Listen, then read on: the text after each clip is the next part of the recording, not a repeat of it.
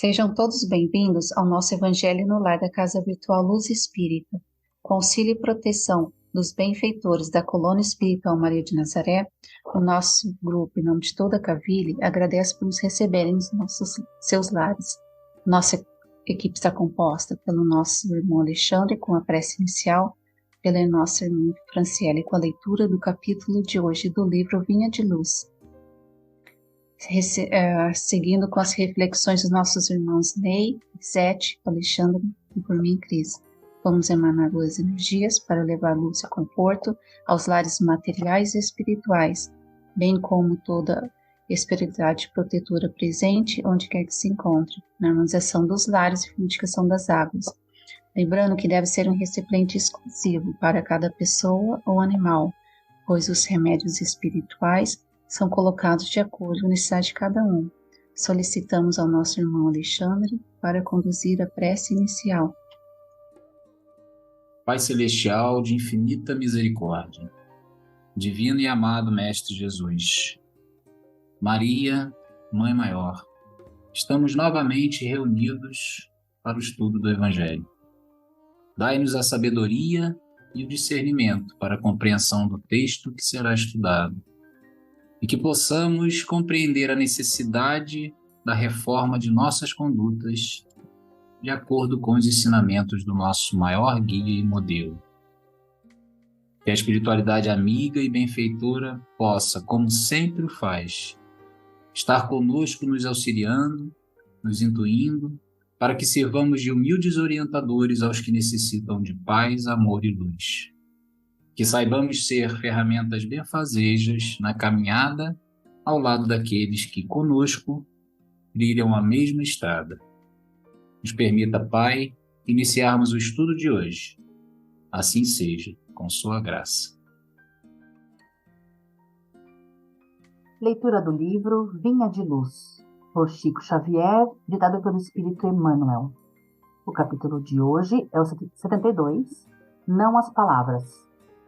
Mas, em breve, irei ter convosco, se o Senhor quiser, e então conhecerei não as palavras dos que andam inchados, mas a virtude.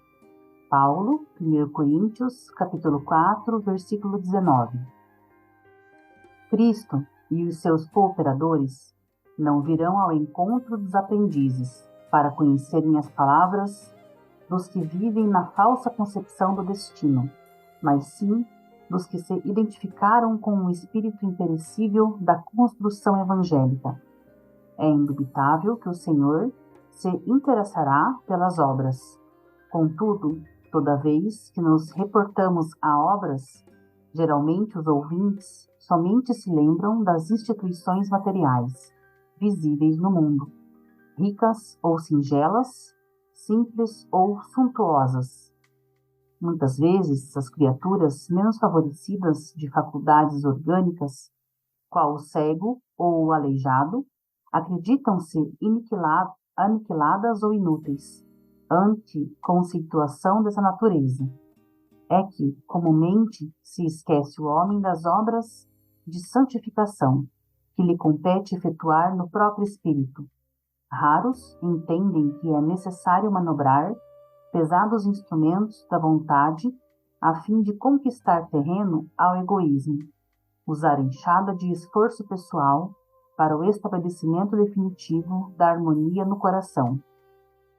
Poucos se recordam de que possuem ideias frágeis e pequeninas acerca do bem e que é imprescindível manter recursos íntimos de proteção a esses germes para que frutifiquem mais tarde. É lógico que as palavras dos que não vivem inchados de personalismo serão objeto das atenções do Mestre em todos os tempos, mesmo porque o verbo é também força sagrada que esclarece e edifica. Urge, todavia, fugir aos abusos do palavrório improdutivo, que menospreza o tempo na vaidade das vaidades. Não ouvides, pois, que antes das obras externas de qualquer natureza, sempre fáceis e transitórias, tens por fazer a construção íntima da sabedoria e do amor, muito difícil de ser realizada na verdade, mas, por isso mesmo, sublimada e eterna. Bom, esse texto me fez refletir sobre o falar da boca para fora, como muitas vezes fazemos aqui na Terra, falar sem construir intimamente a nossa melhoria. Emmanuel nos lembra da maior obra que precisamos fazer enquanto estamos encarnados. E essa obra não depende de bens materiais, nem de condições físicas, mas sim depende da nossa vontade interior para a nossa purificação e melhoria verdadeira, não as palavras, mas no coração, no sentimento, em atitudes. E o que nos será cobrado? O que teremos para mostrar? Será o bem, as nossas obras e atitudes no bem. Essa é a construção mais importante para a nossa vida. Muitas vezes nos iludimos com a matéria. Achamos que estamos aqui para construções materiais, conseguir bens, dinheiro, se estabelecer, ter uma posição social. Acreditamos que isso é o mais importante, porém, nos esquecemos de que tudo que é matéria não é objetivo de vida, e sim o meio para que nós possamos nos iluminar e progredir, pois a matéria faz parte do plano terreno. Todos nós iremos utilizá-la tanto do nosso corpo como de tudo que está ao nosso redor. Assim, enquanto estamos aqui, temos que aproveitar o tempo, pois ele passa muito rápido. O tempo é um bem muito precioso e nós não podemos desperdiçar essa maravilhosa oportunidade de estarmos aqui para nossa melhoria e elevação. Mas qual é o caminho da elevação? Qual é o caminho da melhoria? Jesus já nos ensinou. Amar aos outros como a nós mesmos. Amar aos outros como Ele nos amou. Já estamos no estágio de compreender as palavras de Jesus e de seguir ao máximo o que conseguimos. Então, vamos fazer aos outros o que gostaríamos que os outros fizessem por nós. Nós devemos valorizar as boas ideias, os propósitos nobres que desejamos alcançar. Valorizar mais o trabalho incessante da caridade, da boa vontade com todos aqueles que nos rodeiam, porque assim nós estaremos colaborando como se fôssemos ferramentas do amor, na edificação de um mundo melhor em nós mesmos, porque o reino de Deus deve realmente surgir em nós, mas através de nossos próprios esforços. E nós podemos começar, desde agora, a estruturar esse reino em nosso coração. Basta que nós dediquemos, por exemplo, minutos de nossas vidas na meditação, na prece e a reflexão. Se nós buscarmos o auxílio edificante da prece, com certeza encontraremos uma aproximação muito maior com o nosso Pai. Daí então o conselho de Jesus, quando ele recomenda, orai e vigiai. Através da meditação, nós podemos encontrar um equilíbrio maior para nossas realizações. E, na reflexão, nós sempre agimos com mais acerto. Então é por isso que, para nos ensinar como se deve atuar, como se deve viver, crescer, trabalhar, servir e morrer na edificação do reino eterno, que Jesus esteve entre nós. Foi para isso. Ele veio nos ensinar. Então, peçamos sempre a Jesus, através da prece sincera, todos os dias, que Ele nos ajude a viver como Ele viveu, simplesmente recebendo as bênçãos da natureza, procurando viver sem muitas ilusões, trabalhando incessantemente, servindo com amor, para que um dia, quando voltarmos à pátria espiritual, encontrarmos a luz e a felicidade que tanto buscamos nesse plano terreno, mas que com certeza só vamos encontrar na pátria espiritual, porque a felicidade, ela não é deste mundo. Gratidão, que assim seja. Dando prosseguimento à nossa reflexão, essa passagem citada, extraída da primeira epístola de Paulo aos Coríntios, ela nos convida a refletir sobre a verdadeira essência do nosso ser. O apóstolo Paulo nos alerta sobre a superficialidade das palavras infladas de orgulho e vaidade, enfatizando que a virtude e a essência espiritual que molda nossas ações e intenções é o que realmente importa diante de Deus. Pois bem, Paulo nos ensina que Cristo e seus colaboradores espirituais não avaliam meramente as palavras eloquentes ou a retórica grandiosa, mas sim a virtude que flui do Espírito. Essa ênfase na virtude nos leva a questionar a nossa própria motivação ao nos aproximarmos da espiritualidade. Se estamos buscando aprofundar nossa conexão com o divino ou apenas ostentar o nosso conhecimento? É uma pergunta para todos nós. A mensagem destaca que as obras são importantes, mas não devemos confundir as instituições materiais e visíveis com as verdadeiras obras de transformação interior. O Espiritismo ele nos chama a todo momento para fazermos essas transformações. Muitas vezes, a nossa sociedade valoriza os feitos visíveis e tangíveis, relegando as ações internas a um plano secundário. Isso cria uma visão distorcida do valor intrínseco das ações que moldam a nossa alma. As palavras também desempenham um papel crucial, sendo uma ferramenta de esclarecimento e de edificações. No entanto, meus irmãos, essa mensagem ela nos traz uma advertência contra o uso vazio das palavras, aquelas infladas pelo ego e pela busca por reconhecimento. O verdadeiro valor das palavras reside na sinceridade e na capacidade de tocar o coração do outro, construindo pontes de entendimento e amor. Essa mensagem se estende àqueles que se sentem desfavorecidos ou limitados. Muitas vezes, meus irmãos, os que enfrentam desafio físico e pode se considerar aniquilado perante aos padrões da sociedade. No entanto, somos lembrados, todos nós, de que as obras de santificação que realizamos em nosso próprio espírito têm um peso imenso.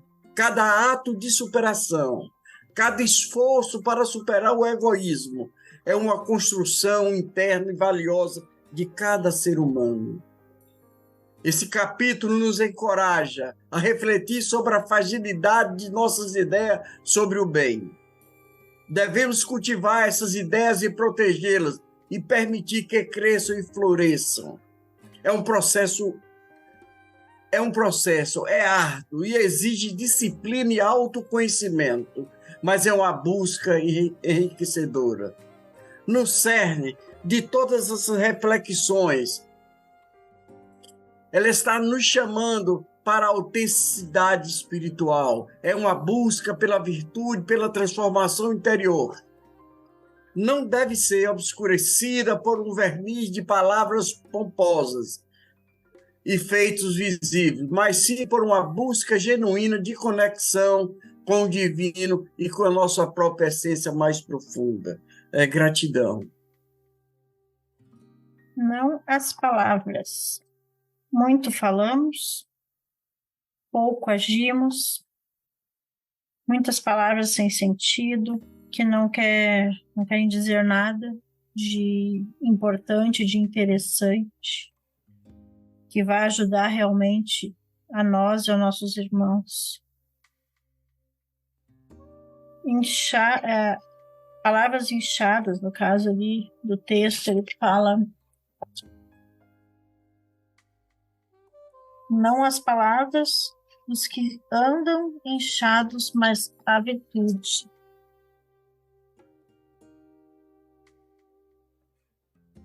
Acúmulo de conhecimento, né?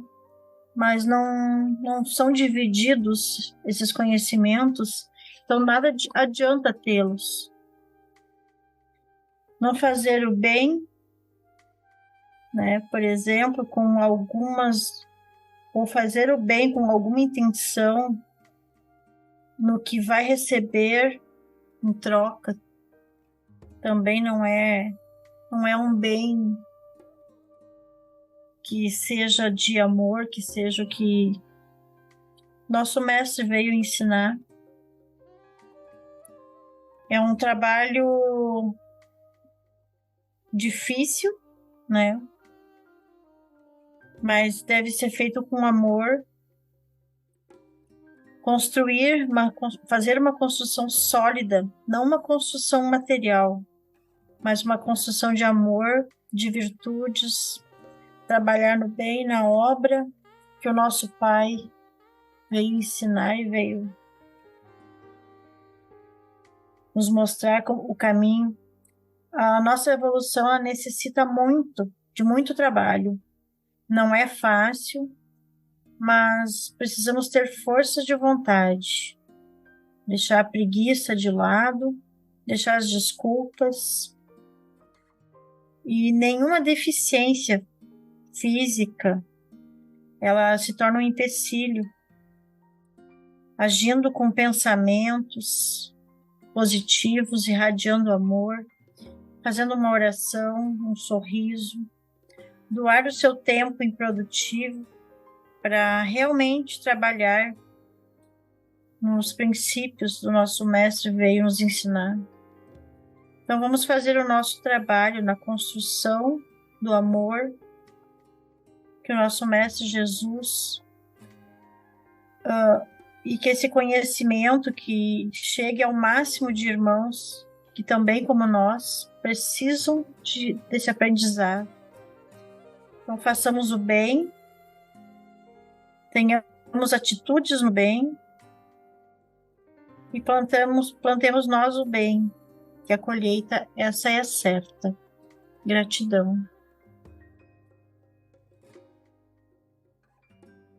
Dando continuidade, a gente percebe que nesta passagem de Paulo aos Coríntios, ele nos demonstra a importância de observarmos as virtudes dos verdadeiros seguidores do Cristo, e não as palavras daqueles que se sentem superiores, que são soberbos.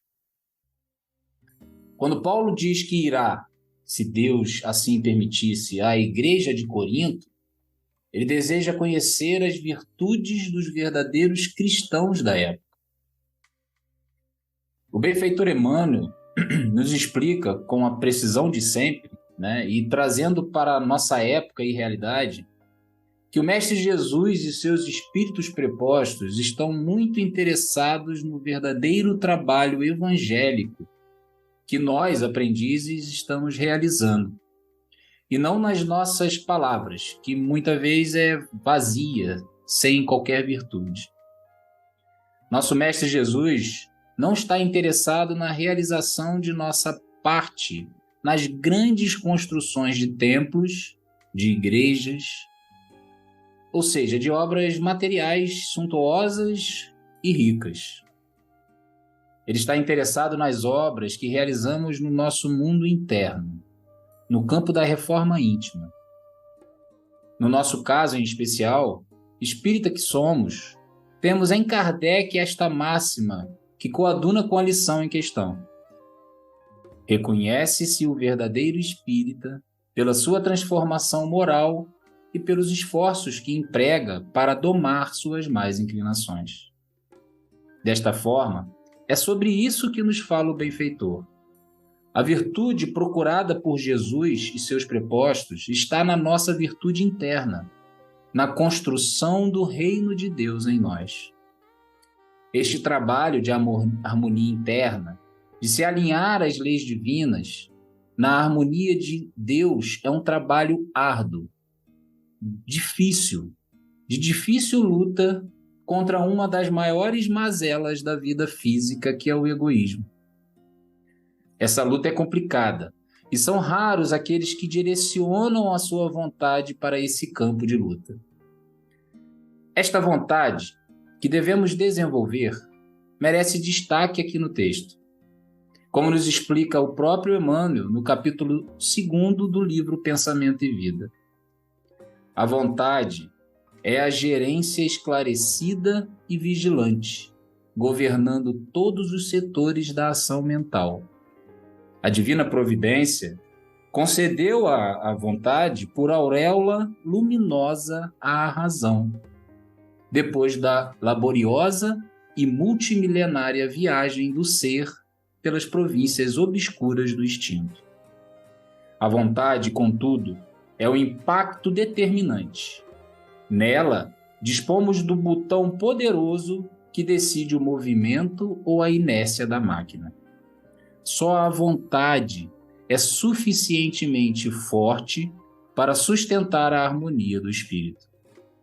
Portanto, meus irmãos, tenhamos a firmeza desta vontade para trabalhar, antes das realizações externas, a reforma de nós mesmos para a construção difícil da sabedoria e do amor em nosso reino interior. Pois, como nos promete o Cristo, a conquista será sublimada e eterna, e, enfim, estaremos alcançando a condição de verdadeiros aprendizes do grande Mestre. Gratidão. É que as obras no bem sejam não somente materiais, e sim de santificação espiritual. As obras materiais não são necessárias, porém momentâneas. As obras que trazem benefício para o espírito ao longo da jornada são duradouras e imperecíveis. E aqui no texto nos chama a atenção da necessidade espirituais na construção íntima da sabedoria do amor. Jesus nos ensinou que o amor é a base de qualquer obra. O irmão que vive nas ruas, por exemplo, necessita de um alimento, mas se não tiver ajuda que traga o equilíbrio mental e espiritual, ficará na mesma situação. O mesmo acontece com aqueles que Jesus, em sua época, havia realizado, entre aspas, os milagres, curando as suas doenças e desequilíbrios, e que muitos desses irmãos ficaram doentes novamente, segundo os espíritos. Então, por isso, Emmanuel enfatiza que poucos se recordam de que possuem ideias frágeis e pequeninas acerca do bem e que é imperecível manter os recursos íntimos de proteção a esses germes para que frutifiquem mais tarde. Ou seja, aquele que consegue a cura de qualquer equilíbrio, se não se esforçar, não se permitir a melhora, na reforma íntima, na transformação interior, que os ensinamentos do mestre nos proporcionam, acabará caindo no desequilíbrio e sofrimento novamente. Então, vemos a responsabilidade dos que têm o conhecimento para auxiliar aqueles que necessitam, esclarecendo e edificando, assim como a si mesmo e como ao próximo, como Jesus nos ensinou. Então, não vamos ser aqueles que abusam do palavrão improdutivo. Lembramos que de quem aqui muito foi dado, muito será exigido.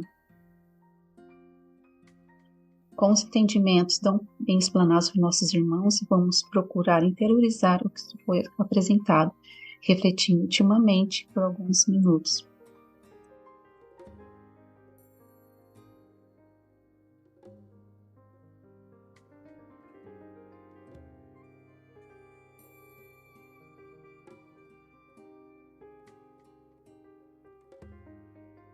Elevemos os nossos pensamentos a Deus e, com o auxílio dos Espíritos de luz da Colônia Espiritual Maria de Nazaré, pedimos paz e harmonia para todos que estão conectados conosco neste momento de amor, bem como a emissão de boas energias aos nossos familiares e irmãos encarnados e aqueles que se encontram no plano espiritual. Por fim, pedimos ao Senhor Jesus e aos guias espirituais, principalmente aos integrantes das correntes médicas do espaço, que coloque em nossas águas os fluidos astrais, vitais e espirituais, a que cada um necessita, para curar todas as enfermidades físicas, emocionais e espirituais, proporcionando saúde, vitalidade, equilíbrio e forças nos trabalhos do bem. Sendo assim, solicitamos a nossa irmã Elisete para conduzir a prece final.